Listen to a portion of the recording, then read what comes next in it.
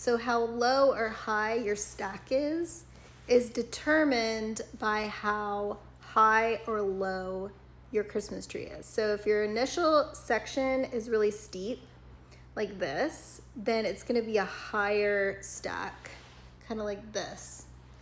And if your section is wider and more horizontal, then your distribution of weight is going to be wider and more horizontal.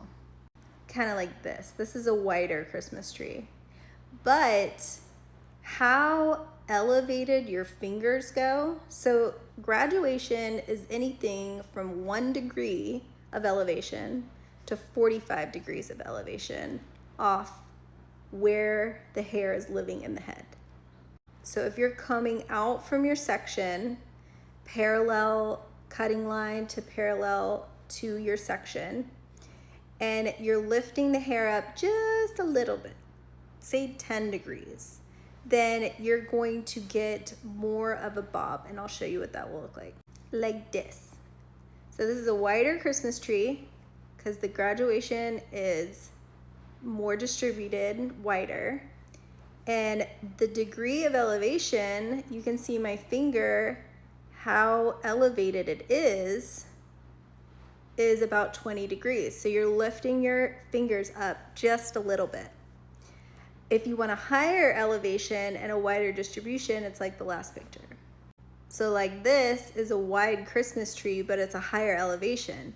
If I put my finger like this, you can see that that is like a 45 degree triangle. So she's lifting it up 45 degrees to get that stack. But it's kind of a soft stack because it's a wider distribution of, she probably also has fine hair. So you have to take into account the density of the hair and how prominent their occipital is. So if they have a really prominent occipital bone, then you probably want a softer stack.